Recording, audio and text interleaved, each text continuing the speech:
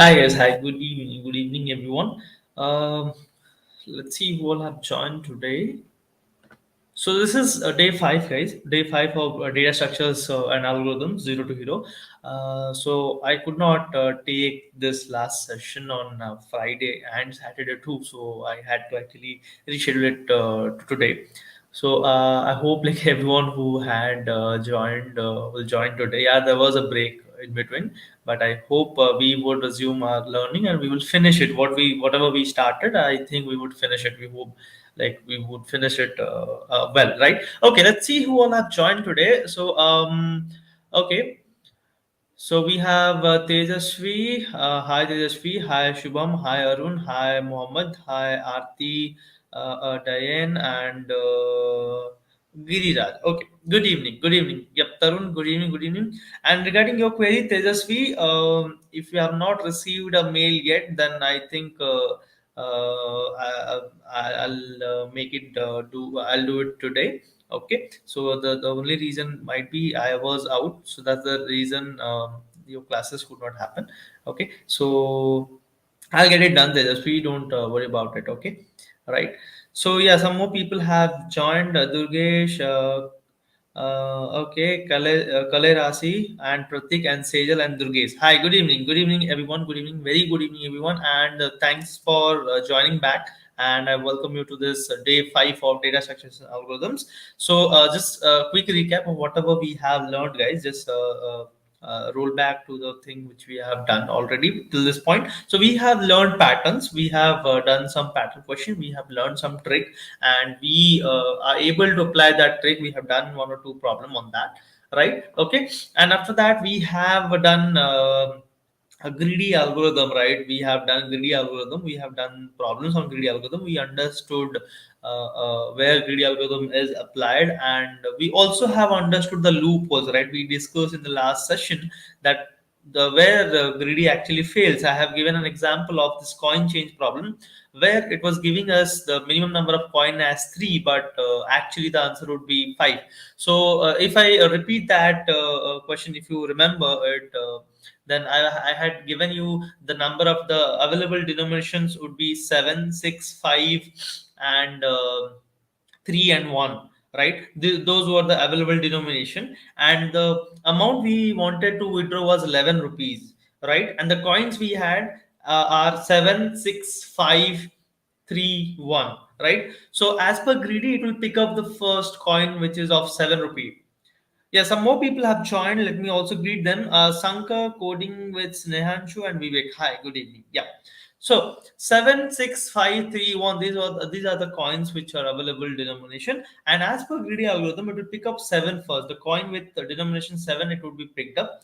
Then obviously six and five cannot be picked up because obviously the value, the denomination is more than the remaining amount. So it will pick up one 3 rupee coin and one rupee coin, which will make total 11 rupees. But in order to make 11 rupees, we have taken here three coins.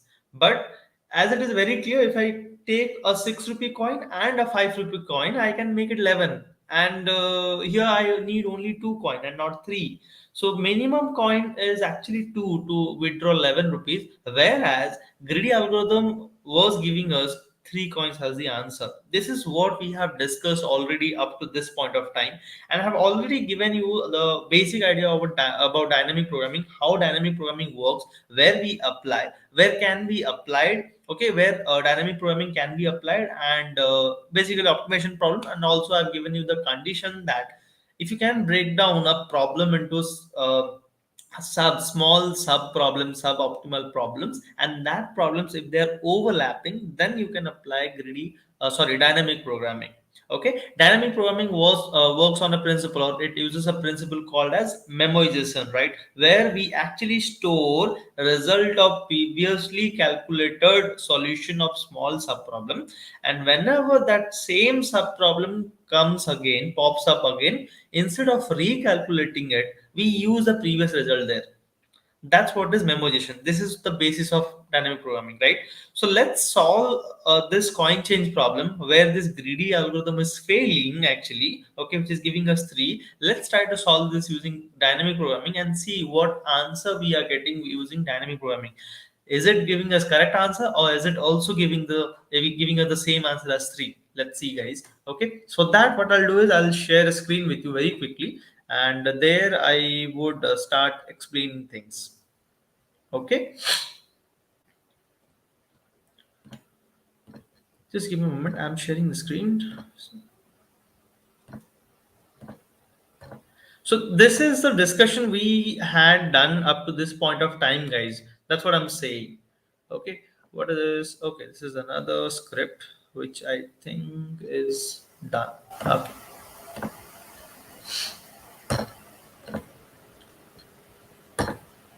fine. Yeah. So what we have to do here is so in dynamic programming, what is the basic stuff, guys? It's very easy actually. So understanding dynamic programming is you would need some practice. You have to do some like three, four problems or maybe more than that. But once you understand dynamic programming, guys, it's very easy to solve and it's very easy to code actually. Okay, the important part is to build the logic. Logic building part is very much important, and you can then easily code it, because coding is basically, if you know, if you have a good hand, if you like have a good understanding on arrays, 1D array, 2D arrays, then dynamic programming is all about that. Okay, using 1D array and 2D array, we would solve it. Yeah, Rajiv, yes, I'm from Odisha and I'm right now here in Bhubaneswar. Okay. Yeah, man. Hi, Harsh. Yep, sure. Even that would be updated. Just give me some moment, and that would be also done. Okay, we'll get it. Let's start this session. Okay, and meanwhile, in the middle of our discussion, the attendance link would also be updated. Okay, if not updated, you can ask again in the chat. Surely that would be done. Yeah. So let's see how dynamic programming is applied. Actually, see here. So in the column, what I'll take is the number of like you can say the amount you want to withdraw, and in the row, you what I'll take is the what you can say, the available denomination. So what are the available denomination we discuss about? We discuss about available denomination 1. Okay, we 3. Okay, this is the given problem. Okay, in the problem it was given the available denominations were 1, the 3, and 6 and 5 and 7, right? So 1, 3, 5, 6, and 7. So these are the available denominations of the coin, and then you have to write the amount you want to withdraw. But see, guys, let me tell you one more thing. Dynamic programming actually is a generic solution. Okay, what we mean by generic solution? So dynamic programming, when you solve a problem using dynamic programming, for instance, let's say we are here withdrawing 11 rupees. Okay, we'll solve it, right, for 11 rupees. If somebody asks you what would be the minimum number of coin to withdraw, let's say 9 rupees. Okay, and the available denominations are same, the same available the same denominations are there, you don't have to solve it again. From the same solution you can give it back. Okay, from the same solution you can take out the result and give it. So that's what I'm saying here. Dynamic programming is kind of a very generic kind of solution. So what we do here is, if the available denomination, if the amount you want to withdraw is 11, then we have to actually find out solution for what if you want to withdraw for one, what if you want to withdraw 1 rupee, what if you want to withdraw 2 rupee, 3 rupee, 4 rupee, for every possible thing. Okay, every possible thing, for every unit we have to find 1 rupee, 2 rupee, 3 rupee, 4 rupee, and that would actually be used. Okay, the number of coin to withdraw 1 rupee, that would be used while solving for the amount, if you want to withdraw 2 rupee. Okay, solution for the number of coin, let's say the number of coin to withdraw 2 rupee, that may be used in finding out the number of coin to withdraw 3 rupees. That's how actually it goes. Okay, right? So let's see that, guys. Okay, so we have to write all possible amount you want to withdraw. Obviously, starting from 1 we will do. So 2 and 3 and 4, 5, 6, 7, 8, 9, 10, and 11. Yeah, this was the amount we wanted to withdraw, right? Yeah, this is the amount we want to withdraw. So let's put up some dummy column and row, guys. what if, let's say, this is the bottom, you can say, actually we are following a bottom up approach, guys. Okay, so we will start from bottom, and that's zero. So what if we want to withdraw? A person wants to withdraw zero amount. This might be used while you find out for find out for the case where you want to withdraw 1 rupee. Similarly, what happens when you have zero denomination? Okay, a denomination of value zero if you have. So even that you put as the base, you can say, or the bottom condition, you can say. So that's even I think that is understood, guys. The base, I'm writing the base condition, the base situation where we have a denomination of zero value, and a person wants to withdraw zero amount. That's the base case, the bottom case, you can say. Okay. Yes, Kale Rasi, yep, there would be a test to in order to get the completion certificate. Participation certificate, if you are attending all the session, if you're putting attendance for all the session, you will be getting it.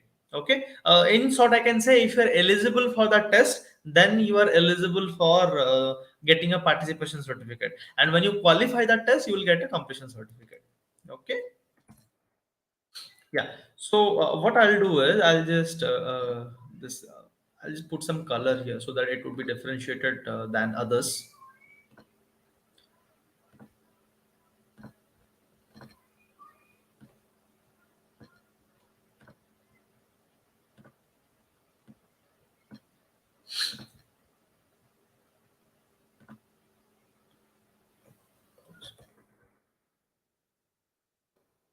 Is this a moment? Yeah. So yeah. So this I've said this is available denomination, guys. Available denominations. Okay. Right. This is available denomination. So let's wrap it up. Yeah, available denomination. These are available denominations actually. And this, if you talk about here, this one, these are the amount to be withdrawn. So if you want to write somewhere, you can also write here amount, withdrawal amount in simple and short and simple. We can write withdrawal amount. Okay, withdrawal amount. Fine. Okay, so this is it. So this is the thing, guys. This is withdrawal amount. All possible withdrawal amount I'm writing. What if we want to withdraw 1 rupee? What if we want to withdraw 2 rupee? What if we want to withdraw 3 rupee? Okay, right. So all possible thing up to 11, because 11 is the question given to us. Okay, right. We have to find a number of coin when we want to withdraw 11 rupees. Shubham, the test would be soon. It would be live soon, and you will get an email regarding it, and it would be open for like around 1 month. It would be open. The test window would be open for around 1 month, so you can give the test any time between that. Okay, right? Yeah. So guys, when let's fill up this column. Okay, let's fill up this column. So when we want to withdraw zero amount, how many coins of zero denomination you can take? Obviously zero, right? Okay. If you want to withdraw zero amount, how many coins of denomination one you can take? Obviously zero, right? So basically here, guys, all this entire column, the input should be one. You have to just fill it with zero, right? So basically, to withdraw zero amount, you cannot take, or you will take zero amount of zero number of coins of each of the denomination. That's it. Okay, that's simple, right? Similarly, guys, if I'm focusing on this row, this particular row, so this row says you have a coin of denomination zero only. Okay, let me also tell you. Yeah, I think that we should talk about. So let me put it here. Yeah. So here I'm talking about, guys. Here it says um, moment. Yeah. So here it means we have denomination of or coin of zero denomination. So if I consider this row, guys, basically you have coin of zero denomination. So to withdraw 1 rupee, how many coins of zero denomination you can take? Obviously, it doesn't make sense, right? You cannot take any coin of zero denomination, so it would be also it would be zero. Similarly, to withdraw rupees 2 or amount 2, how many coins of zero denomination you can take? Zero, right? Obviously, we cannot take that. Doesn't make sense, okay, right? Taking coin of zero value. So this entire row again would be zero. Am I correct, guys? Do you understand this? Why I put zero and zero on this base column and the base row? The zeroth row, you can say. Is it clear? Basically, we are considering this row. Okay, zeroth row, the first row, this row. If we consider, that means we only have coin of zero value, zero denomination. So obviously, I cannot take any coin. It doesn't make sense. Similarly, when I talk about the amount to be withdrawn is zero, so I cannot take any of this coin because the withdrawal amount is zero. You don't have to take any coin. So that's why the entire column is also zero. Okay, right? Okay. Tejasvi, I hope you had uh, like texted over Instagram. You have sent mail, Tejasvi. Okay, fine, not an issue. So you'll get a response. Sorry, you'll get a response, Tejasvi. Do not worry about that. Okay, that might be it was falling in the weekend kind of thing. So maybe that might be the issue. So I'll get it done. Okay. Okay. Now see this, guys. Okay. So now here, this row means you have only denomination, you have coins of zero denomination. This row means you have coins. Okay.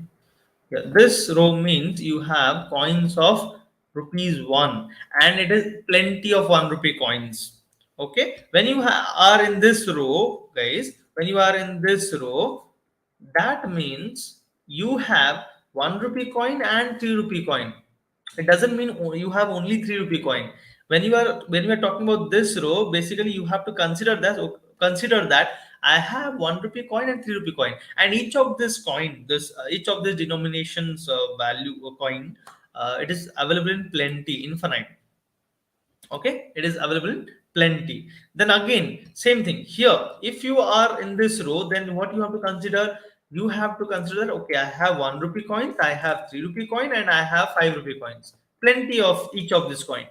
Similarly here, what you have to consider, that what it means to be in this row is you have 1 rupee coin, 3 rupee coin, 5 rupee coin, and 6 rupee coins. Okay, plenty of each of this. Okay, there is no shortage there. And then final, on the last row, it means you have 1 rupee coin, 3 rupee coin, 5 rupee coin, 6 rupee coin, and 7 rupee coin. Basically, you have all kinds of coin in the last row. This is what you have to consider, guys. Okay, so when you are talking about each row here, let's see how it is solved. Yeah, let me complete this. I'll soon share the attendance link. Okay, Shweta. Yeah, plus one to Arun. Whatever Arun said, plus one to that. Now we are in this row. Let's fill it up. So let's talk about this. So here, if you talk about, guys, in this particular cell, so basically you're talking about withdrawal amount is 1. If you want to withdraw 1 rupee and you have 1 rupee coin, can you take 1 rupee coin in order to withdraw 1 rupee? The withdrawal amount is 1, right? Okay, can you take 1 rupee coin to withdraw 1 rupee? The answer is yes, we can take, right? Okay, so if you are taking it, somewhere please mention it here. What is the amount you want to withdraw? The amount I want to withdraw is 1, right? So what is the value of denomination you are taking? 1. What is the remaining amount, guys? What is the remaining amount? 0. So basically you are withdrawing the total amount. You're withdrawing the total amount here. How many coins did you take? Only 1 coin of 1 rupee value. So let's put here 1. Okay, right? Similarly, if you come to this cell, so here it represents 2 rupee. You want to withdraw 2 rupee and you have only 1 rupee coins. Okay, so what will do? So what is the amount you want to withdraw? You want to withdraw 2 rupees, right? Can you take 1 rupee coin? Yes, I can take 1 rupee coin. So if you take 1 rupee coin here, what is the remaining amount? One. So you have to take one more, like you have to withdraw one more rupee, one more amount, right? Okay, one more rupee you want to withdraw. How many coins you have taken till now? Maybe I can somewhere I can put here. Yeah, just this is the count, let's say. Okay, so here I'm putting. So already I have taken one coin of 1 rupee, and the remaining amount is actually one. I have taken one coin of 1 rupee, so 2 minus 1 is 1. Remaining amount is 1. I have taken already one coin. For this remaining 1 rupee, how many coins you would take? That's the question here. And from where we would get it? Okay, that you will get it, guys, here.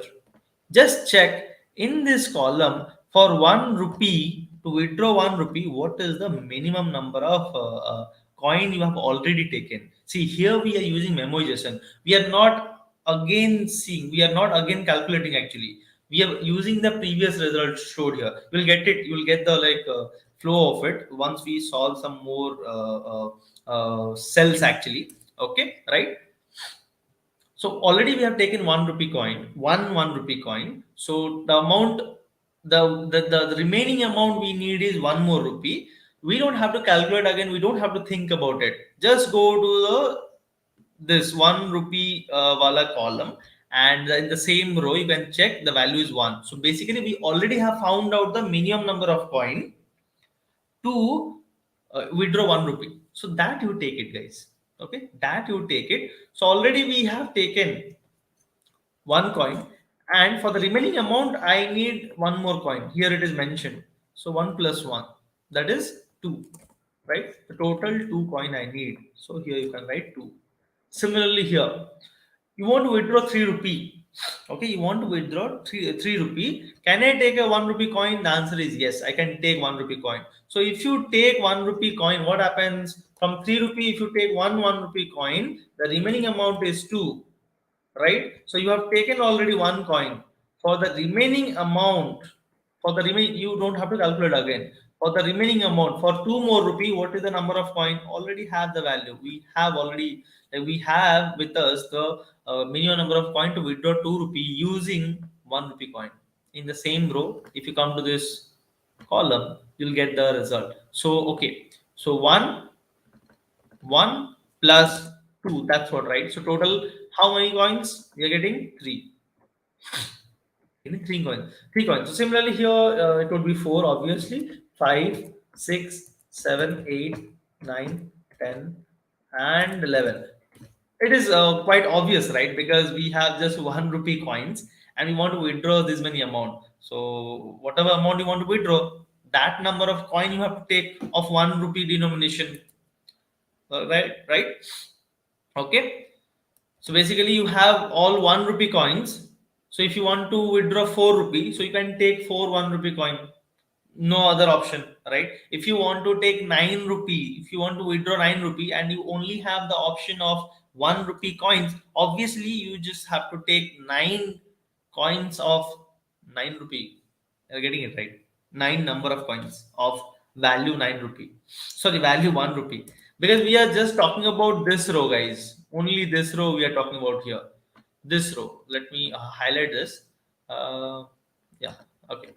So we are talking about this row where we only have 1 rupee coins. We don't have the option of other coins. Dipanshu, is it now clear? Having said that, we have only 1 rupee coins. So whatever amount you want to take, that many coins you have to withdraw. Obviously, that many coins you have to choose. If you want to withdraw 5 rupee, then you have to take 5 1 rupee coins. That's it. Okay, simple. Now let's talk about the second row, guys. This.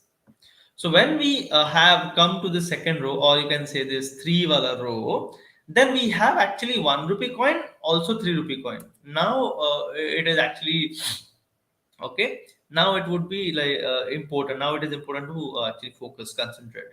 Okay. A column indicates the number of the amount you want to withdraw. The row represent the denomination.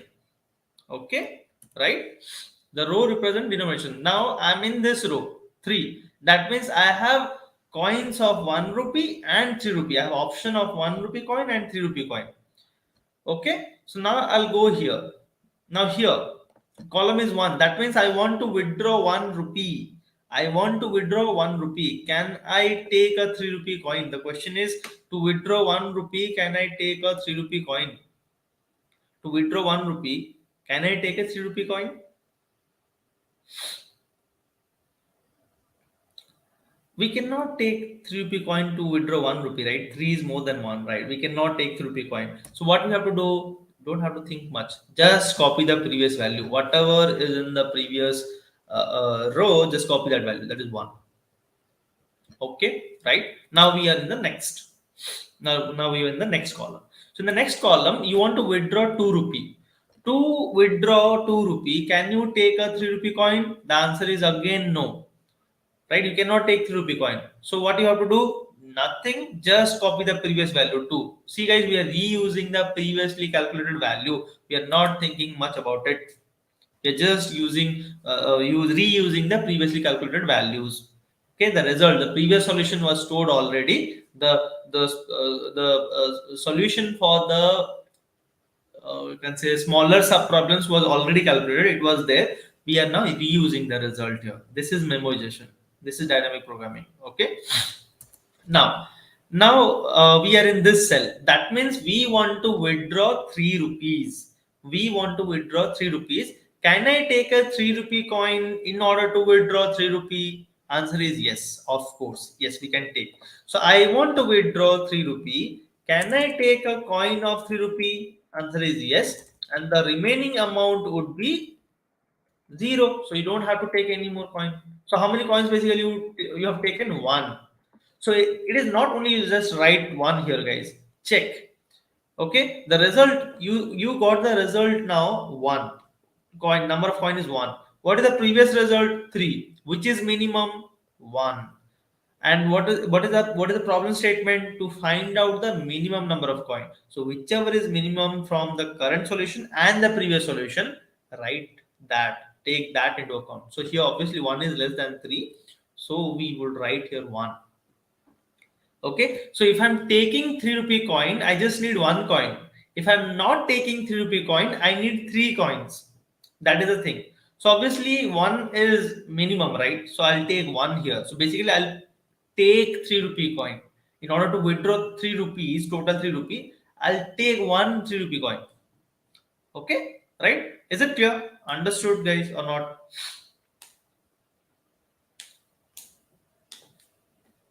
You will get it actually. Okay, basically we will do the same thing to fill up all the cells. Okay, if not now, you'll surely understand after filling up some few more steps. Just focus. Those who did not understand, did not get it till now, okay, please be with me. I'm filling up all the cells, okay, one by one, by explaining obviously, so you'll get it. Now I'm in this cell. So you want to withdraw 4 rupees. To withdraw 4 rupee, can I take a 3 rupee coin? Answer is yes. So let's see, if I take 3 rupee coin, what happens? So the amount we want to withdraw is 4. I'm taking a 3 rupee coin, so 4 minus 3, the remaining amount is 1. So already I have taken 1 coin, that is a 3 rupee. And for the remaining amount 1, what would be the number of coin I will need? Don't have to calculate. Okay, in the same row, guys, go to this column. For 1 rupee, already we have answer that you need only 1 coin. Because we have option, guys, of 3 rupees and 1 rupee both. So I can take 1 3 rupee coin and 1 rupee coin. That would make 4 rupees, right? So total coin is 2. We got 2. What is the previous result? Previous result is 4. Of course, 2 is less than 4. So you will go with 2 here. Minimum. Yeah, it is the exact repetition, guys. Okay, I'm like in every cell, whatever I'm doing, it is actually repetition. Okay, you'll understand it. Even if you have not understood yet, you'll understand it. Okay, please focus on the next cell. While I'm filling the next cell, please focus there. Every cell, whatever we will fill it here, we are doing the same thing, very same thing we are doing actually. Okay, now we are in this cell. Okay, now see carefully, listen carefully. So if we are in this cell, we want to withdraw basically rupees 5. Okay, and we are in this row. So if you are in this row, first we have to, what we have to check, can I take a 3 rupee coin in order to withdraw 5 rupee? Can I take a 3 rupee coin? Answer is yes, because 3 is less than 5, I can take. So the amount you wanted to withdraw was 5, and I can take a 3 rupee coin. Okay, so I'm taking one 3 rupee coin here, and what is the remaining amount? The remaining amount is 2. So if you see, guys, total amount, what is the total amount you wanted? 5 rupee. If you're taking one 3 rupee coin, what is the remaining amount? 2 more rupees you want. So you have taken already one coin of 3 rupee. For the remaining 2 rupee, what is the minimum number of coin? You don't have to calculate. Go in the same row. Okay, go to this column where you already have filled for withdrawal of 2 rupee. What is the value there? 2. Okay, so you need 2 coins, minimum 2 coins to withdraw amount 2. If you have 3 rupee coin and 1 rupee coin, already you have filled it, right? Okay, so what is that? 2. So already you have taken 1 coin. So now for the remaining amount, you have to take 2 more coins. So total is 3 coin. What is the previous value? Previous value is 5. Which is minimum? 3. So you will write here 3. Isn't like am I doing the same thing, right? Am I doing the same thing, guys, everywhere? I'm doing the same thing, right? Okay, I'm doing the same thing everywhere, right? Okay. Okay, people, some people are also like very much worried about the attendance link. Okay, I'll update the attendance link right now. Okay, those who want to put the attendance, you can put it. Okay, right. So it is also added in the description. Also, I'm putting in the chat. It is added in the video description. I'm also putting in the chat. Okay, right? I'm also pinning it up.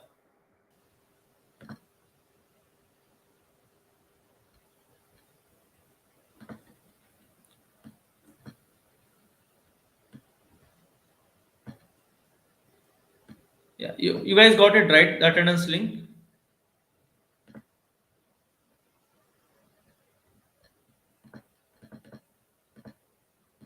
But I'm not getting an option here. Okay, fine. Just take it a few more times, guys. Okay, so that no one loses this. Yeah, I have also pinned it, so it would also like show you as a pinned message there in the chat, so that anyone can put the attendance anytime. Don't disturb again for the attendance thing, right? Okay, let's continue. So basically, I'm doing the same thing. Now I'm in this. Even guys, if some of you are there who did not understand yet, please focus. We are basically doing the same thing. You'll get it. So now we are in this cell. So which amount you want to withdraw? What amount you want to withdraw? 6 rupees. You want to withdraw 6 rupees. So if you want to withdraw 6 rupees in this row, so yeah, 3. Can you take a 3 rupee coin? You wanted to withdraw 6 rupees. Can you withdraw 3 rupee coin? Answer is yes, I can withdraw. What is the remaining amount? 3 more rupee. So already you have taken a coin, that is one coin of 3 rupee. For the remaining amount, what would be the minimum number of coin? What more coin? How many more coin you need? For that, just go to this column, because you. Why I'm going to this column, guys? Because I need 3 more rupees. Okay, so that's why I'm going to this column 3 and checking what is the value there. 1. So I need just one more coin. 1 plus 1 equal to 2. Which is minimum? 2 or the previous value? What is previous value? Previous value is this 6, and now I'm getting 2. 2 is minimum. So just go with 2. Okay, right? Okay, so if you see here, by this time, if you're seeing this, guys, okay, now if a person asks you what is the minimum number of coin to withdraw 6 rupees, given that you have 1 rupee and 3 rupee denomination, you can pick up this as answer, actually 2 coins. Okay, anyway, I'll give you some more example also. Let us fill this cell entirely, and I will also give you some instance. That's why I'll say, like, that's why I was actually saying this is actually a generic kind of solution. Now we are here. So to withdraw 7 rupees, to withdraw 7 rupees, let me just take it. Yeah, yeah. So in order to withdraw 7 rupees, can I take a 3 rupee coin? Answer is yes. So let's take, answer is yes. So 7 minus 3, remaining amount is 4. So you have taken a coin of 3 rupees. What is the remaining coin? What is the remaining number of coin you would need for withdrawing 4 rupees? Just go to the 4 column. How many coins, guys? Answer is 2. 2, right? So 1 plus 2, that is 3. So 3 coin.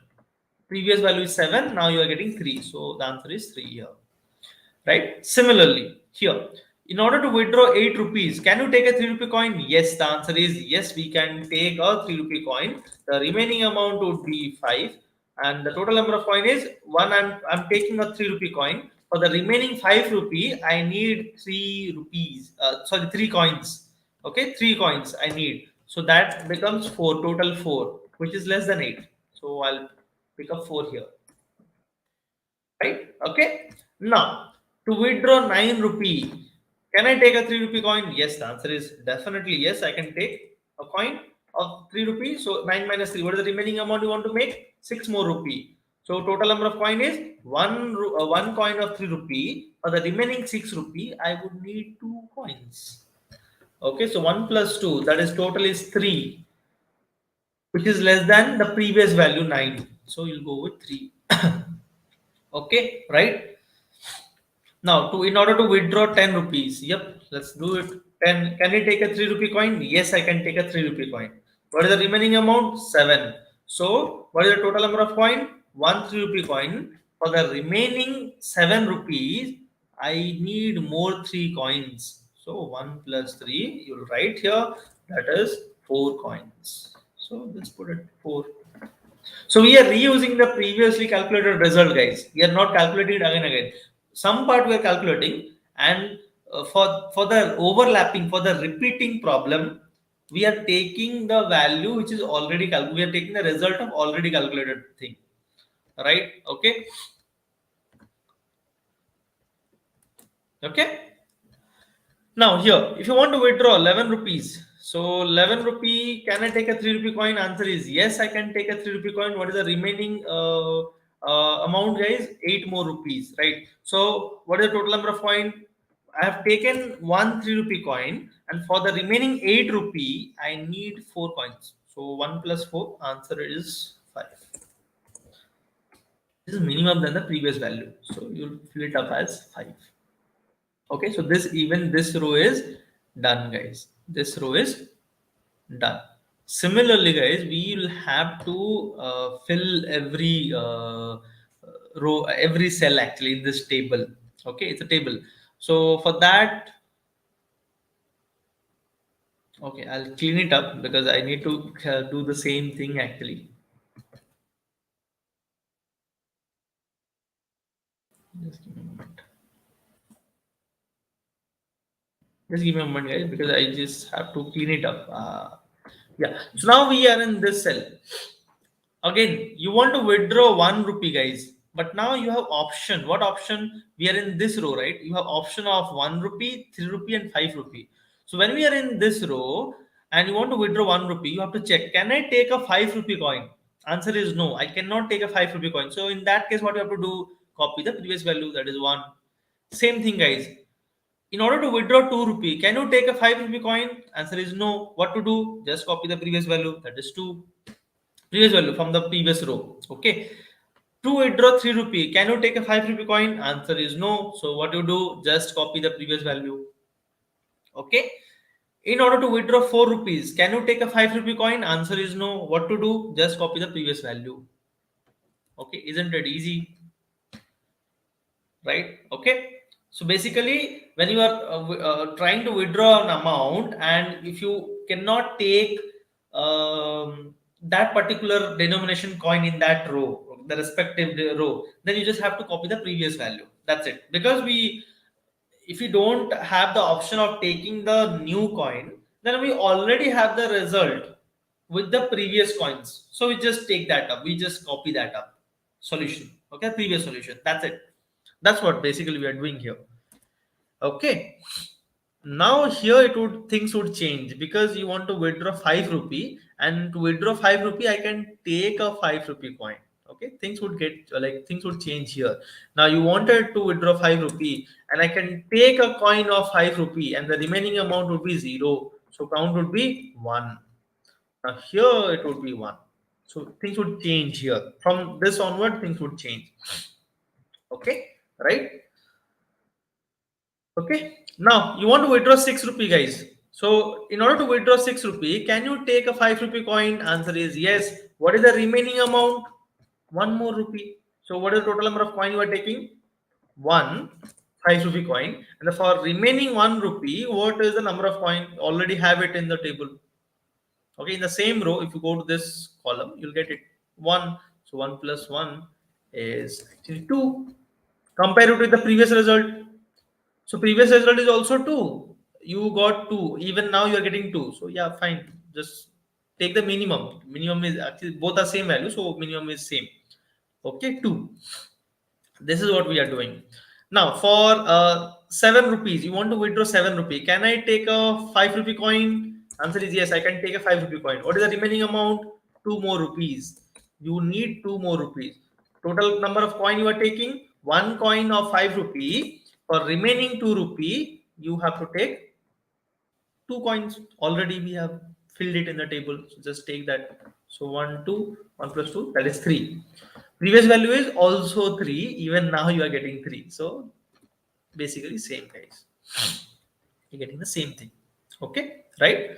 Now in order to withdraw 8 rupees, can I take a 5 rupee coin? Yes, the answer is yes. What is the remaining amount? 3. Total number of coins taken?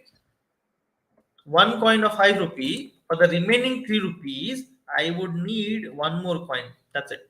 So 1 plus 1, 2. What is the previous value, guys? Now we got 2. Previous value is actually 4. Minimum is 2. So this would change to 2. Yeah, this would be 2 now. Okay. So basically, in order to withdraw 8 rupees, you just need 2 coins. If you have option of 1 rupee, 3 rupee, and 5 rupee. Okay. Basically, you can sense, okay, if I take one 5 rupee coin and one 3 rupee coin, that makes 8. 2 coins total. Okay. Right. And then for to withdraw 9 rupees, isn't it easy, guys? Are you like enjoying this? Are you enjoying this filling up the cells? Isn't it easy? Very easy. So this is the logic part actually of dynamic programming. Once you understand the logic, then coding it very easy. Just have to like take 2D array and fill it up. That's it. Okay. So yeah, now let's do this. For 9 rupees, yeah, I can take a 5 rupee coin, and total remaining amount would be 4. So total number of coin is 1 coin of 5 rupee. For remaining 4 rupee, I need 2 coins, right? So 2 1 plus 2 equal to what happened? 3 coins. Previous result is also 3. Fine, same thing. In order to withdraw 10 rupees, can I take a 5 rupee coin? The answer is yes. I need remaining 5 coins, 5 rupees, right? Now, how many total coins? 1 coin of 5 rupee. And to withdraw 5 more rupee, you need minimum 1 coin, right? So take that 1 plus 1, that is equal to 2. And minimum is actually 2. 4 is the previous result, but now you are getting 2, a better solution. That means you are getting. So take the better solution, minimum one, because the question is about finding out the minimum number of coin. Now it is about 11 rupee. You want to withdraw 11 rupee. Can you take a 5 rupee coin? Answer is yes, I can take a 5 rupee coin. What is the remaining amount? 6 rupees. 6 more rupees. So total number of coin, guys, 1 coin of 5 rupee, and one to withdraw 6 rupees. How many coins you need? 2 rupees minimum. Sorry, 2 coins minimum you need to withdraw 6 rupees. So 1 plus 2, that is 3, which is lesser than the previous result, which is 5 actually. So you go with 3. So we are done with this row even. Okay, we are done with even this row. So basically, guys, let me tell you again. So if anyone asks you, in order to withdraw 9 rupees, and if you have denomination of 1 rupee, 3 rupee, and 5 rupee, what is the Now minimum number of coin you need? Answer would be 3. Okay. To withdraw 11 rupee, what is the minimum number of coin required to withdraw 11 rupee given that the available denomination are 1 rupee, 3 rupee and 5 rupee? Answer is 3.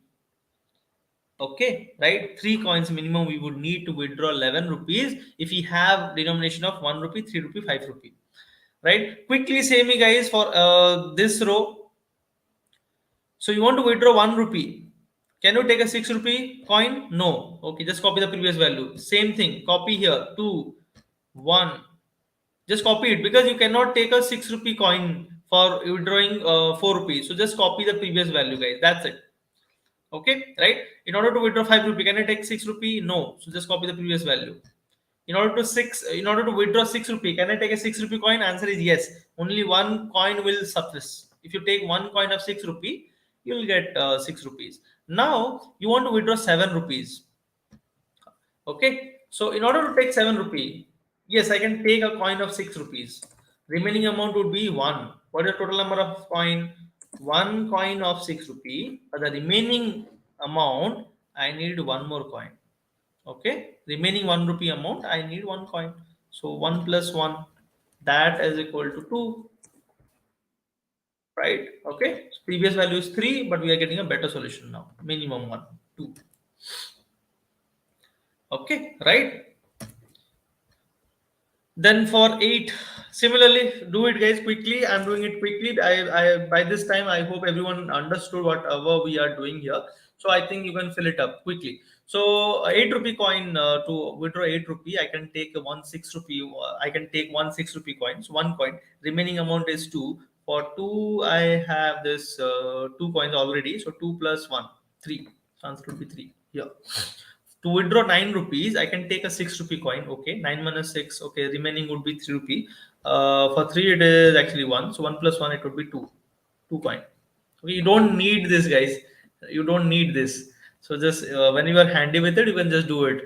10 rupee coin, right? We want to withdraw 10 rupee. You just cross check if I have done anything wrong. Please just let me know. 10. Okay, I'll take a 6 rupee coin. Remaining is 4. 2. So 1 plus 2 is 3. This should be 3. Okay, but minimum is 2. We are getting now 3, but the previous value was 2. So we will go with 2, guys. Always take the minimum one. You don't have to take the current solution always. Whatever is minimum between current solution and previous solution, you take that. Now for 10, we are actually getting 3. Okay, if you take 1 6 rupee coin, for the remaining 4 rupee, you have to take 2 coins. So 2 plus 1, total it was coming 3 coins. But already we have a solution. I mean, the previous solution was with 2 coins we are able to make 10 rupees. So why to take 3? Take 2. Similarly here 11 rupee. So 11 minus 6. Okay, for remaining 5 coin I need 1. So 1 plus 1 2. Here it would be 2. Okay.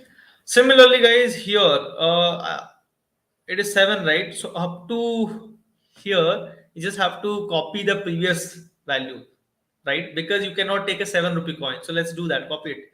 1, 2, 1, 2, 1, and 1. Okay. Here it would be 1 because to withdraw 7 rupee, I can take a 7 rupee coin and that's it. To withdraw 8 rupee, how many coins you would need? Okay. If I take a 7 rupee coin, 1 coin. For the remaining 1, so total 2 coin, and 2 is less than 3. The previous result. Similarly, to withdraw 9 rupee, 9 I can take a 7 rupee coin. Okay, for the remaining 2 rupee I need 2. So 1 plus 2, 3. But previous result is 2, so I'll go with previous result. Minimum 1. Withdraw 10 rupee. 10 minus 7. Okay, if I take a 1 rupee, one coin of 7 rupee. So yeah, one coin of 7 rupee. Remaining is 3 rupees. So one more coin. 1 plus 1 is 2. Previous result is also 2. So I'll go with 2. Same 2. So now let's talk about 11. This is the final cell which you're looking for. This will give us our answer, guys. The number of coins we need. 11 minus 7.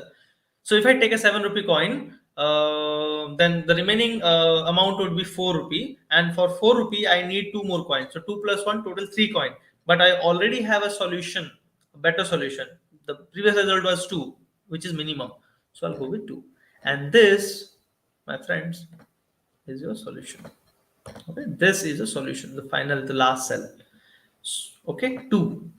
So dynamic programming is actually giving us correct result, guys. Okay, this is actually giving us correct result. Okay, I hope I made sense.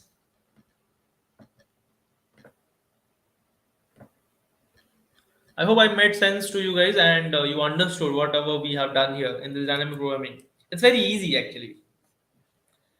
So whenever in an interview, if an interviewer gives you a problem statement and ask you to solve this, okay, so you kind of have to like draw this table and put the values. When you actually do 3 4 problems, it would be very handy, and you would fill it up. Maybe it will just take 5 or 7 minutes for you to just fill all the cells. Okay, it is just I was explaining, so I was taking so much of time because I had to like. Make you understand what basic exactly we are doing, but it will surely take like 5 minute max. I think if you do 4 5 problem, it will just take 4 5 5 minutes to fill up all the cell, depending on how big the problem is. Okay, so there are a lot of other problems also. So you just have to basically every time programming kind of similar. Okay, okay, similar. Kind not kind of. I can say same. We always look for the previous result and we build up the next thing. It's like foundation, guys. We build up the we first we put foundation, right. On top of it, we build walls and all. That's the thing. Okay, on the previous brick we put the next brick. So even here we are doing the same thing. We are just using the previous result in order to build, or yeah, in order to build the solution for the next sub problem, higher sub problem. That's it. Okay, so if anyone asks me about how to implement in coding, guys, it's very easy. You just have to take a 2D array. Actually, you just have to 2D take 2D array. Also, along with it, I would say you also maintain two 1D arrays. One 1D array for this, the available the amount you want to withdraw. Okay, and one 1D array, other 1D array would contain the available denomination. Okay, right. Why you need it? Why you need? Because for this calculation, guys, because you have to automatically calculate it, right? How to pick up and all. Where? How would you go? How basically I calculated here. Let's say let's pick up some random thing. Nine rupees. Okay, and let's pick up this. Basically, I'm trying to fill it here. In programming, I try to fill this value. How would I do it? So what we'll do? You'll pick up this nine, right? Okay, where you will get this nine? That should be maintained in a 1D array. Okay, right? So you will take 9 from there, and then what would you do? You would pick up 5. So this available denomination should be stored in other 1D array. So you will take 9 minus 5. You will do 9 minus 5, whatever you will get. Okay, right? 9 minus 5, whatever you will get, that is 4, right? So you would look up that value here. Okay, in that fourth column, in the same row, in the same fifth row. Okay, you will have to look up on this column 4, right? That's what you have to write in the code. So if it is AR, let's say the 2D array is AR, then you have to write here as a withdrawal amount. Let's say I'm writing here WA, the array is WA. Okay, let's say 9 now. So 0 yeah, 9 minus this available denomination I'm writing is writing it as D array. So D of, let's say, 0 1 2 3. 3 is the index, guys. Okay, it is not 3 amount 3. For amount 5, it is like index 0 1 2 3, right? Okay, this is what you have to do in order to fetch, okay, the previous result. It is previous result. So one coin of current denomination plus previous amount, the result of the previous solution, the remaining number of coin. Okay, but the thing is, when you do this, only when the current row amount is less than or equal to the amount you want to withdraw. That is, see, when you are on this, let's say you want to withdraw 4 rupee. Obviously you cannot take a 5 rupee coin, right? In that case you just have to copy the previous value. How to copy the previous value? It's very easy. Okay, I minus 1, j minus 1. This will give you, actually, I think my camera stopped. Just a moment, guys.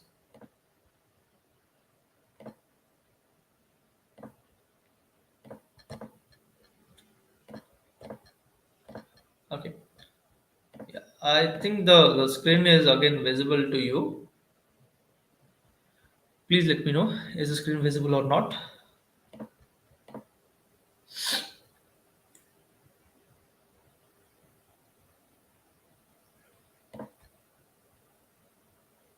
Yeah.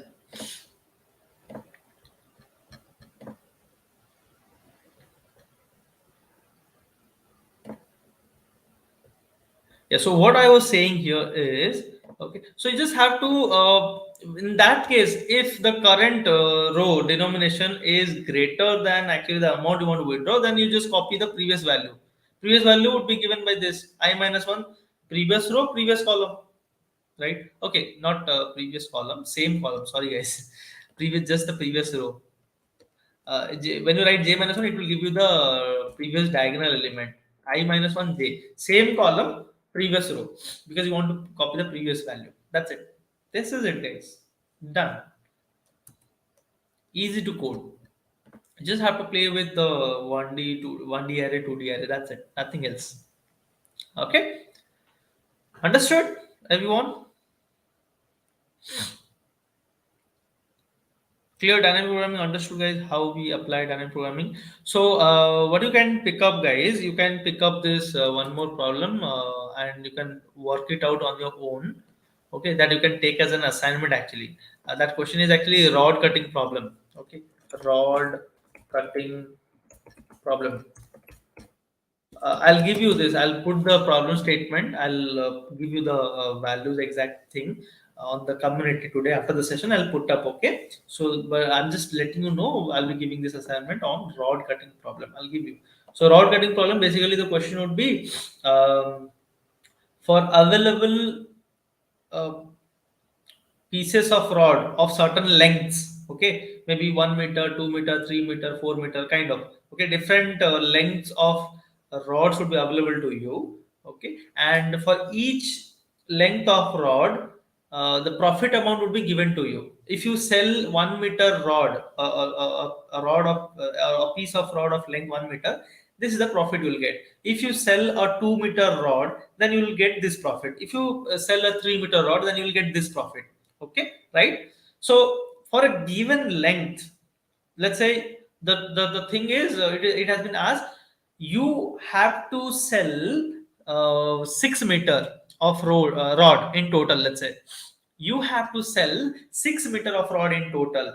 So how, what combination of these pieces of rod you will take up, so that when you sell 6 meter rod in total, as in whole, you will get the maximum profit. That is the question. Okay, that's the question. So what is the question?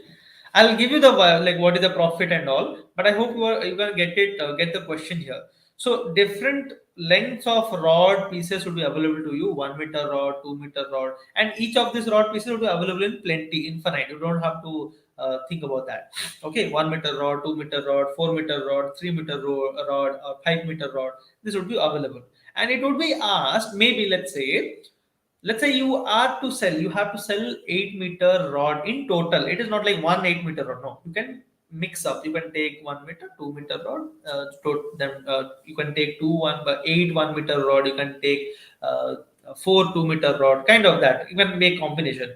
In what, like, how do you choose the combination? What combination will pick up so that it will give you the maximum profit? That is the problem statement actually. Okay, that is the problem statement, your rod cutting problem. So I'll give you exact available lengths of the pieces of rod, and the profit that you would get by selling each piece of rod. Okay, and also I'll give you the length, total length, which you have to sell in order to make the maximum profit. So that is also a very classic problem, and more or less it would be like solved in the same way, guys. Same way, you just have to think about, okay, which one to take in the row, which one to take in the column. So what you will take in the row and what you will take in the column, guys, who can answer? Arun, you can submit in the submission form. Actually, it is there in the video. If you go to the video description, there is a submission form link mentioned there. You can submit it. But again, guys, I'm saying assignments are for solely for your practice. It is not mandatory for you to submit. But yes, I would suggest, I'm giving some assignment. Do it. Okay, because it will enhance your learning. It is not only you learn one question, that's it. No, you just have to practice. Okay, you have to get it. Okay, is it really that you understood, or it is just that problem you understood? You understood the logic, or you just understood that particular problem? That is the thing. Okay, you have to understand.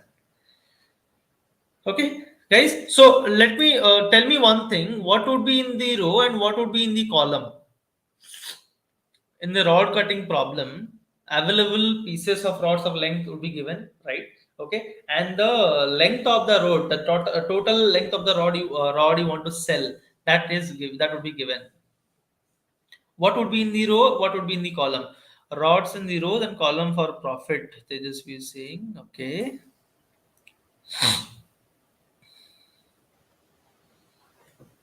no, we don't have to do that. See, I'm saying it's actually it would be in the same manner. Let me tell you how.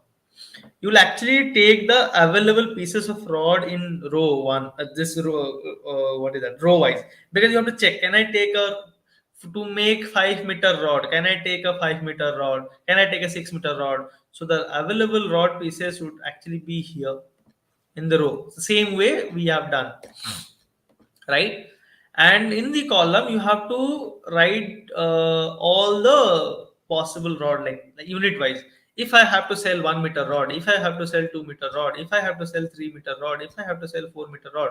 Let's say the question is given up to 8 meters. So the question is given, you have to sell 8 meters, so you have to write up to 8. This is how you have to do, guys. And obviously, as we have done, you just put 0 row and 0 column. Okay, so this is the available lengths of rod pieces, and this is the quantity you want to sell in total. So for every possible case, you have to find out. Okay, profit would be given to you. So what you will fill here, here and here, like here where we were filling it here, the number of coin. So here you will fill. If I take 1 meter rod, so for 1 meter rod, the profit would be given to you already. Let's say 2 rupees. So you will fill up the profit here, 2 rupees.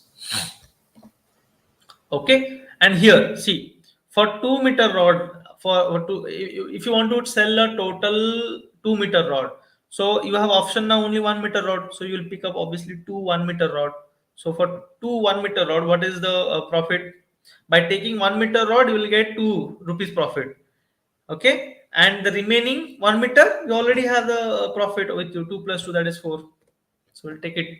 Okay, right?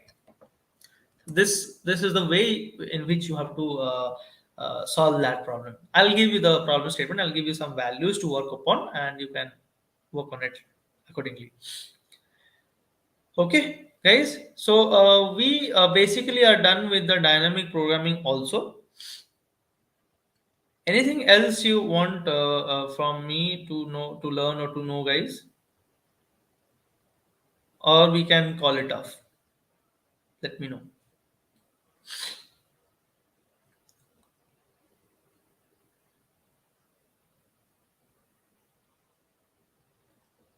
Yeah, guys, so let me know over the comment.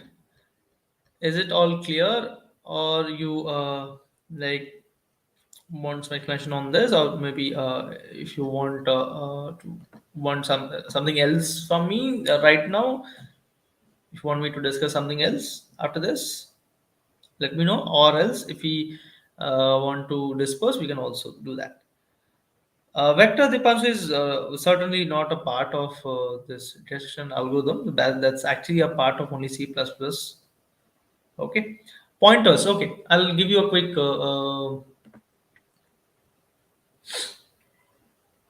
outlook on pointers actually. Yeah, I remember. Yes, we had discussed that. We would be discussing pointers. Yes. So I'll give you a quick idea about pointer. What exactly is pointer? See, guys. So what is this, guys? Int x. This is an integer variable. X is an integer variable. So that means x will store x is a variable which will store integer data. So int here is a data type of x which specifies what kind of value x will store, right? Okay, x is a variable which will store. It is an integer variable which will store some value. Same thing. What is this? What is this? Int star p. So int x, we say that x is an integer variable. What is p here? What we say p here? Who can say what we say p here? We say x is an integer variable. Okay, and I have written here int star p. What is p here?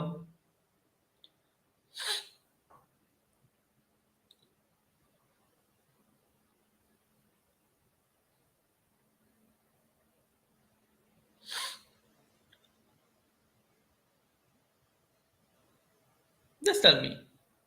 What is x? X is an integer variable. What is p?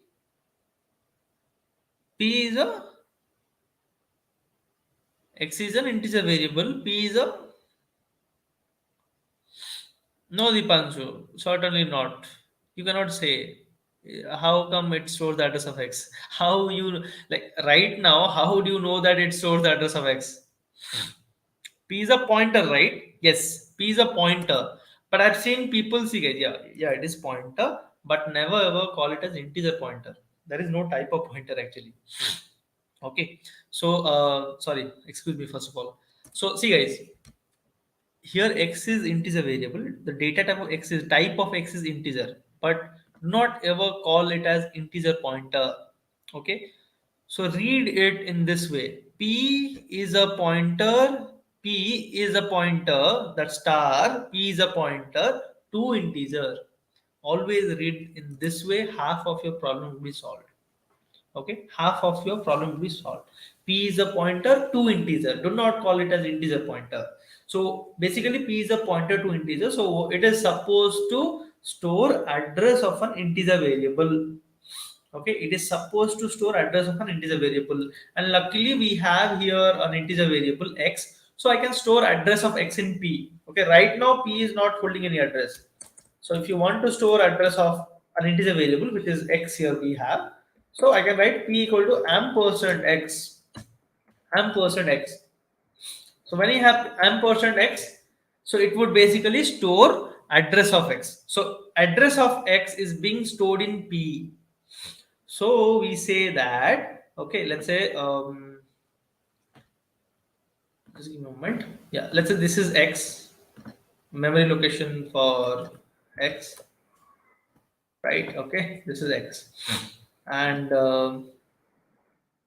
see, guys, yeah, what happens? Yeah, let me also tell you one more thing. So you have here int X, right? Whenever you see this, whenever this line is red, what happens? A memory is allocated, and the name of that memory location, name of the memory location is X actually, and that memory location certainly have an address. Let's call it as 101. Let's assume that address of this memory location is 101, right? Okay. So whenever this int x is read, a memory location is allocated. Name of that memory location is x, and address of the memory location. Let's say it is 101. It would have some memory address, but let's call it as 101, right? Similarly, guys, whenever this line is read, same thing happens actually, nothing different.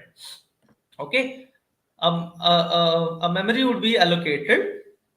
Okay, a memory would be allocated actually. Name of the memory location would be p, right? It will also have some address. Let's say 201. Okay, when you write this p equal to ampersand of x, now x here, if I write here, see guys, if I write here x equal to 10, that's it. So this memory location will hold the value 10. Now when I store ampersand of x equal to p, p equal to ampersand of x, then address of x basically would be stored in p, this memory location, which happens to be 101 here.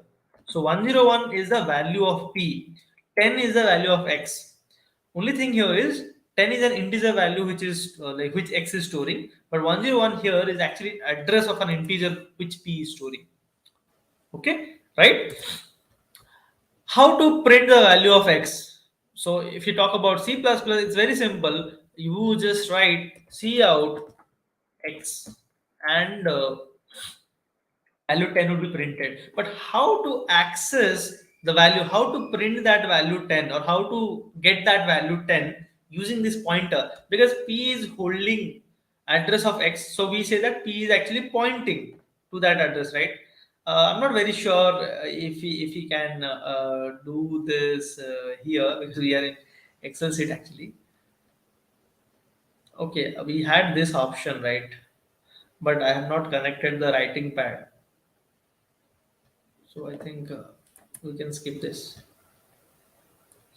Yeah.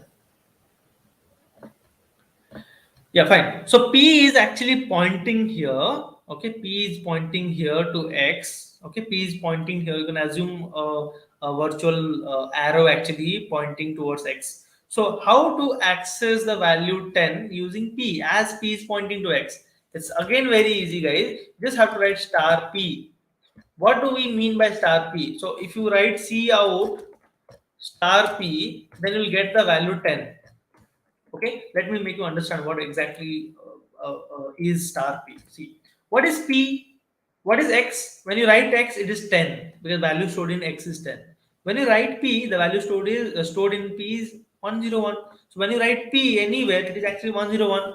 And then when you are writing star of 101, star means, guys, value at the memory location 101. What is the value stored in the memory location 101? So in memory location 101, what is the value stored? 10. So this will give us 10. So star means value at. Okay, ampersand means address of. Star of P. P means 101. Star of 101, that means value stored in memory location 101. This is what is done. This is what is pointer, and this is how you can access things using pointer. Right? Okay. Next. Similarly, guys, tell me what is this? Int star star. What is this? Who can say? Int star star q. What is this, guys? Int star star q. What is this? How to read it? First of all, I'm again repeating, guys. Do not call it as a just integer double pointer kind of thing. Yeah, fine, but read it this way. Q is a pointer. Okay, Q is a pointer to another pointer to integer. Okay, are you getting, guys, or not? See, what I'm saying here is, uh, yeah. Do we have like some pencil or something? No, nothing. How do we draw then? Text shape. Okay, fine. I think we can also only do some stuffs here. Okay, fine. Not an issue. Let me write somewhere else. Maybe here. So int star star q. What is this? Always read this way. Q is a pointer. The first star. Q is a pointer to another pointer which is pointing to integer. So basically, Q is a pointer to a pointer to integer. That's how you should read it. Okay, so Q is supposed to point to a pointer to integer. Q can hold address of a pointer to integer. We already have a pointer to integer, that is P. So basically, Q has the ability to store address of this P. Okay, right? So what we can do here, you can write Q equal to ampersand of P. Okay, same thing, guys. Whenever this line is red, so memory will be allocated. Okay, memory will be allocated for Q. Maybe this color. Yeah. So memory will be allocated for Q. It will also have an address. Let's say 301, and we are storing address of P in Q. So address of P is 201. So 201 would be stored in Q. So you can say that Q is pointing to P. Okay. So now what is Q? If I say Q, what is Q? Value of Q is nothing but 201, right? Okay. If I write star Q, If I write star q, that means star of 201. Value stored at 201. What is the value stored at memory location 201? 101. So you'll get 101 here. Right? Now, if I write star q, if I write star q means 101. Star of star q. So star of 101. What is the value stored at 101? 10. So you'll get 10. This is how you access through a double pointer, you can say, or pointer to pointer. Okay, so this is how this chain of pointers actually work. So similarly, you can think of increasing the pointer level or not, but yeah, we don't need that. Need it. Mostly, we will work on the single pointer, and sometimes we also need a double pointer. But this is how the pointer works. Okay, understood, everyone? Understood, guys? How the pointer works here? Is it clear? Is it clear the pointer and the 2D pointer? No confusion, right? Okay, how to read a pointer, how to get values of a pointer. Now, if I write here ampersand q, guys, okay, if I write here ampersand q, then I'll get address of q, that is 301. Okay, remember that. That's how it works actually. This is pointer and 2D pointer. So it's a very basic thing which I'm talking about here. So this is how the pointers are working actually. Okay, so I'll give you some more information, maybe some quick question which they ask on interview. What do you mean by wild pointer? What do you mean by wild pointer? So let me tell you. Wild pointer is nothing, guys. Okay, if they give you this an uninitialized pointer, if you have just declared a pointer but it is not actually pointing to anyone, then that is called as wild pointer. Okay, what is null pointer? Simple. If you assign null to it, that is a null pointer. Okay, what is void pointer or generic pointer? What is generic pointer basically? So any pointer of type void, actually pointer to void, you can say, that is called a generic pointer. Okay, remember this. Why it is called a generic pointer? Because this void pointer, this is called a generic pointer because it can be converted into any kind of pointer. Also, it can hold address of any kind of pointer. It can be converted into any kind of pointer. Also, it can handle, or you can store address of, or you can yeah, that's what, like you can store address of, you can refer any kind of pointer here in void star. Okay, we will not show address of pointer here. Basically what I'm saying is, so void star p, that the thing is, you can change this void star pointer into int star, char star, float star, any kind of pointer. Okay, also it is able to handle any kind of pointer, any kind of address, maybe address of character, address of integer, you can store in void star. Okay, that's why it is known as generic pointer. Okay, one thing is also there, dangling pointer, but I'm very sorry that part will take some time and I won't be able to touch it right now. But yes, it is also like important. You can have a look somewhere, guys. Dangling pointer. Okay, I'll give you a brief idea on it. Let me tell you what dangling pointer is, but I'll not be able to explain in detail right now because we don't have much time. What dangling pointer means? I hope you have some idea about the dynamic memory allocation. So, see guys, whenever dynamic memory allocation is done, okay, right, using some malloc or calloc, maybe new. So you might have it. You also might know the difference between statically allocated memory or dynamically allocated memory. Okay, static memory allocation means the memory which is allocated during compilation time, like this in text when you write in text and all. So this memory is allocated during compilation. But dynamic memory allocation means the memory that is allocated during runtime. So the memory which is allocated during runtime, that doesn't automatically deleted. It will get deleted only after your program finishes. But you are done with some function or something, but your program is still running, then it won't get deleted automatically. Whereas this static memory allocation, when you would be out of the scope of the block where this x is declared, then this memory will be automatically deleted. So statically allocated memory will automatically get deleted when you are out of the scope of the block, but dynamically allocated memory will not be automatically deleted even if you are going out of the block, right? Okay, so what dangling pointer is, if a pointer, okay, If a pointer is pointing to a dynamically allocated memory and you are going out of the block, then this pointer would be deleted, but that dynamically allocated memory would be there. So P was pointing to that dynamically allocated memory. Now P would be deleted because it is local variable, right? When you are out of the block, this would be deleted. There is no reference to that dynamically allocated memory. That memory would still be there, and it might be holding some values, but you cannot use it. That is so again, that particular condition is called as memory leak. Okay, when a dynamically allocated memory is there and there is no pointer referring to it, that condition is known as memory leak. Okay, what is dangling pointer? Let's say you have freed up this dynamically allocated memory. Okay, you have freed up this dynamically allocated memory. It has been added to the free pool, but the pointer is still pointing to that memory location, the memory address. This pointer is known as dangling pointer. If a pointer is pointing to a already deallocated memory, then that is known as dangling pointer. Okay, what is memory leak? If a dynamically allocated memory has no pointer reference, then that is known as memory leak. Okay, these are some important stuff in and around pointer and dynamic memory allocation, guys. You should know. Sometimes in interviews they ask actually. Okay, one final question. Just answer me, and we will end this class. Okay, I have some here end star p. Okay, then I have gas star maybe S.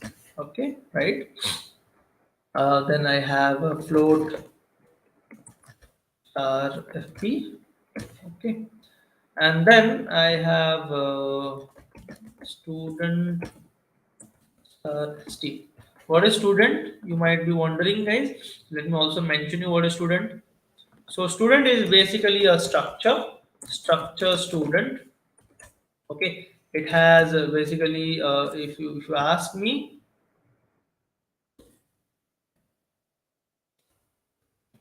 give me a moment. Yeah, it has this roll number and let's say marks or float marks. Let's say maybe or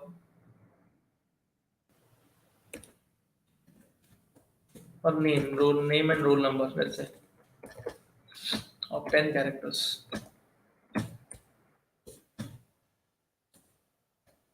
Right. Okay, this is the structure student. This is the information given to you guys, and these are the pointers with you. So my question is, if I now print size of p, okay, right? I think my camera again got some problem.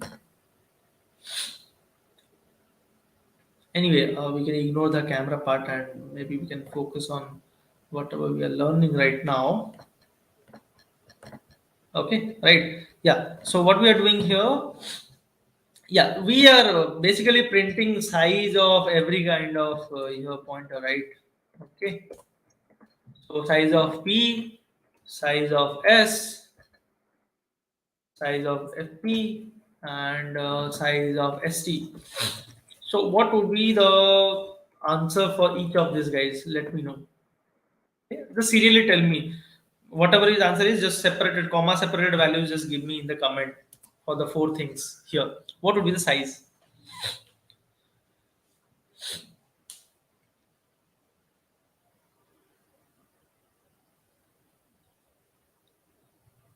Who can say? What would be the size of each of this pointer? I've given the pointer specification already. Okay, int star p, char star s, float star fp, student star st. Student basically is a structure, and the members of the student, I have structure student, I've already given here. Okay, so this structure student has two members. One is integer roll number, and there is a name which is a array of character of 10 characters basically. So what would be the size of this? Just give me four comma separated value, basically the results. Give me quickly, guys. Okay, Dipanshu says 4, 10, and 4. What about the other one? You have given me 3, and the question here has been, is asked about 4 things. Okay, Arun says 4 to 4, Shekhar, Like, guys, don't give me one answer. Here the question is four, like asking for four, right? So what you do is you give me comma separated value answers of all these four things: size of FP, size of P, size of S, size of FP, and size of ST. Just give me the comma separated values.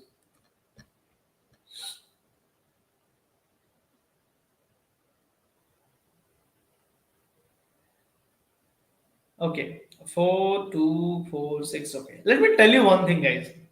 None of you are actually giving correct answer.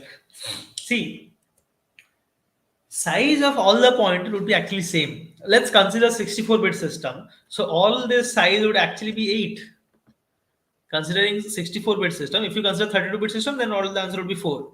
But let's consider 64-bit system because right now, basically all of us, the new models, everything are running on 64-bit system architecture. Every size of all the pointer would be basically same. Why? As I already said, guys, please focus there. There is no type. There is no specific type of a pointer. Okay, pointer only stores address, and address of anything may be integer variable, it may be point floating variable, it may be structures to anything. That would be like the size of the address would be same, right? If you are working on a 64-bit system, then the address would be 64-bit long. 64-bit means 8 bytes. That's what I've written here, 8 byte. Okay, if you're working on 32-bit system, then the address would be 32-bit long or 4 bytes, right? Okay, so address size of the pointer won't change. It would be same for any kind of pointer because pointers just stores address, and address are of fixed length, that is of 64 bits, or you can say 8 bytes in 64-bit system. Understood, guys? Don't fall for this question. Like, don't fall for the wrong option. Actually, okay, it's a tricky question. Normally, they ask in MCQs, in interviews and all, technical MCQs. You may find somewhere. Clear, guys? Understood? So, would be the answer would be same for all these four. Okay, not different.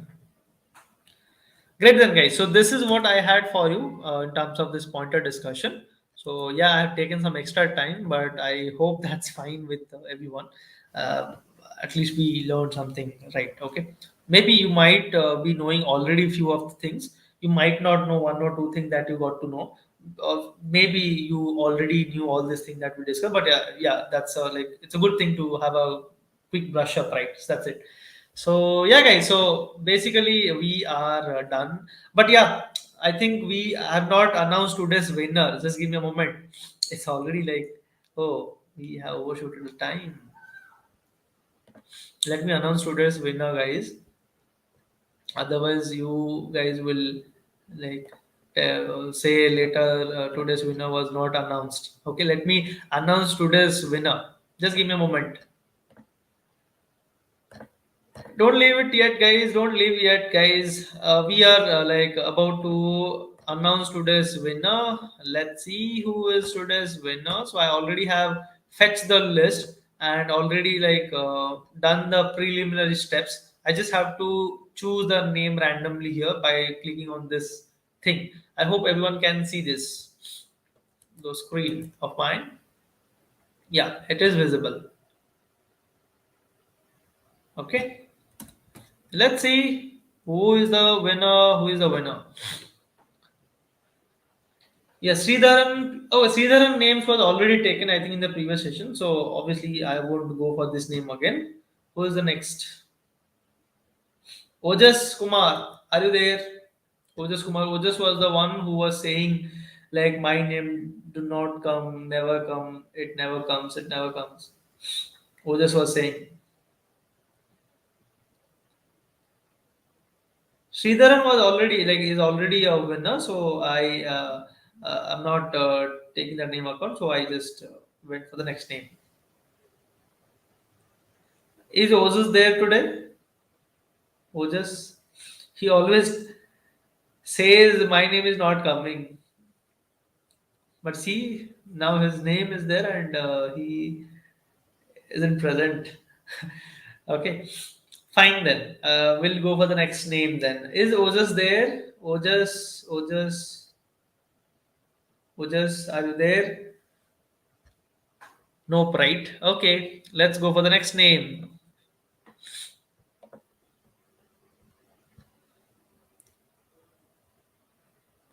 Bhavesh Kumar. Bhavesh, I think a lot of people won't be there today because we had a break, right? And I see like a lot of people have not joined today.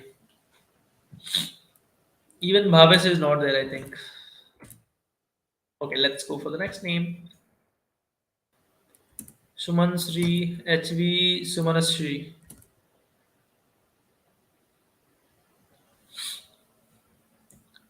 HB Sumanasri,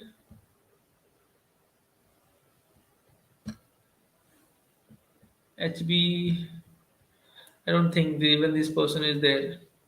Okay, if this person would be there, and it would like he or she would respond.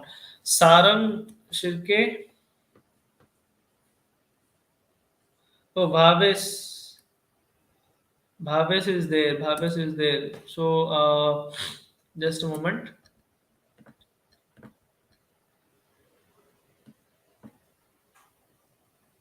Give me a moment, guys. Just give me a moment. Bhavesh is there, right?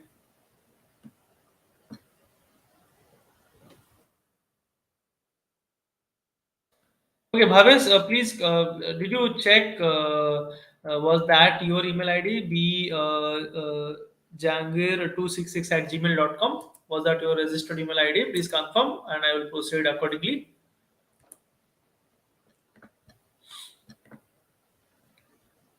Yes?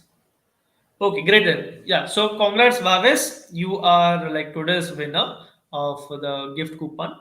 It may be a gift card coupon or Amazon gift coupon. We were facing actually this Amazon problem. We don't know. That's why the reason behind getting delayed. Even Tejas, sorry, what was the name? Yeah, Tejasvi. Yeah, the reason behind delaying of the coupon is like the Amazon is actually constantly declining this transaction of us, so we are actually looking for other options. So that's what. Okay, Bhavesh. So congratulations, Bhavesh, for being today's lucky winner. So yeah, you'll be getting a good gift coupon, and first of all, like I think you will get a mail about it. So yeah, you can what you can do, Bhavesh, is you can like text over Instagram your full name, contact, and this registered email ID. Okay, remember that we would send the gift coupon only to this email ID, the registered one. Okay, not to other email ID. Just loop in us back with on Instagram. Just send your full name, contact number, and your registered email ID. Okay, yeah, great then, guys. So we have a winner for today, and we are done with our session. So thanks again for joining, guys, and this is our end of this DSA. We'll come up with other batches again in future, like in next month. We are also like it's already like November. We are end of the month, so in December month also we are coming up a lot of very good uh, uh, programs. December 4th, you can join, guys. Machine learning project which we're doing a fake job predictor nowadays. Like there's a like report of growing fake job openings actually. So how would you detect fake jobs? So we are doing actually a machine learning project on December 4th. Supposedly it should be a Saturday. We are doing a workshop actually, like whole 5 hours long workshop. Between there will be a break in between where we will actually teach you how to detect a fake job. We will do a project on fake job detector, a machine learning project we'll do, guys. I hope you all would join there and see how it is done. Also, yeah, the Amazon or Flipkart gift coupons are there. And that same day, two-person will take up gift coupon. Okay, two-person will win on the same day. Okay, right? Okay, got it, guys. So yeah, guys. So yeah, Purnima. That's what like I mentioned already. We are facing. I think already it is also communicated. Purnima, I think you are there in the group, right? So this Amazon is actually constantly declining a transaction. So today, I think it wasn't tried. Yesterday, it might have tried, but I'm yet to get a report on what actually happened. So I'll see to it. Okay, I'll see to it. It will be done. Don't worry. Okay, only this transaction thing when it is solved, we'll soon get it done soon. Okay, so all the previous winners they had already received. They have already received actually. Yeah, guys. So that's it, guys. Thank you all for joining in. Thank you for being there till the end. So I'll always like I will again repeat it. So there will be many people who would be there to start with you, but there will be very few people who would remain till the end. Okay. So staying till the end is actually a bigger. You should be proud of it. Actually, that's what I'm saying here. Okay, then, guys. Bye, bye, guys. Take care. Keep learning and keep rocking till we meet next time in some other programs.